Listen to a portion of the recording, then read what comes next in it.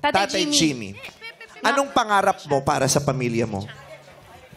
Ang pangarap ko sa pamilya ko nga mabigyan ko sila ng magandang buhay. Magandang buhay. Na mapag-aral ko yung mga anak ko, mapagpatuloy ko pag-aral. Ano ba yung tinatanong mo kanina? Hindi na natin. Di sweldo, kinikita mo ba? Nahawakan mo ba o binibigay na agad kay Missy? Oh, siyempre, nahawakan ko muna, saka ko binigay. Siyempre naman. Siyempre, ng pera pasa yun, assist yun eh, palagbabasa. Pero di ba ang sakit sa loob?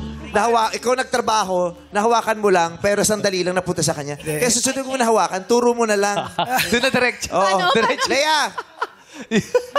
Para hindi na mahawakan. Try mo na doon.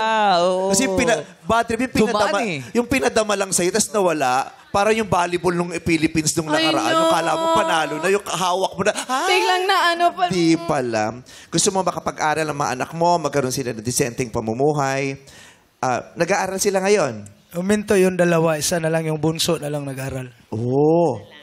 Yung panganay, nag-kolehiyo ba siya? Nakapag-kolehiyo? Wala pa. Kaka-college pa lang. Kakalit. Kakaalis po. Papunta saan po?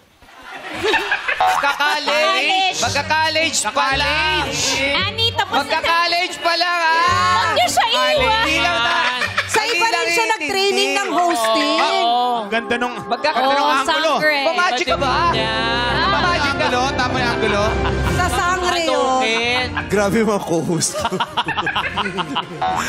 isang maporma, isang mali-mali. Tapos wala pa akong boses. Anong klaseng programa meron tayo?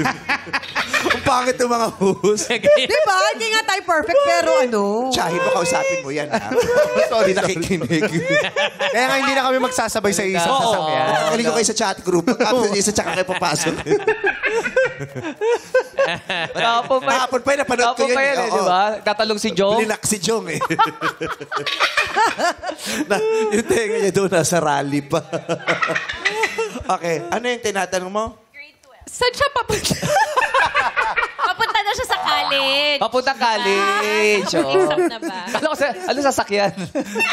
Kakaalis kasi. Pa-college na dapat yung Pa-college. anak niya. Pinagpawisan ka. Sabi pawis ka.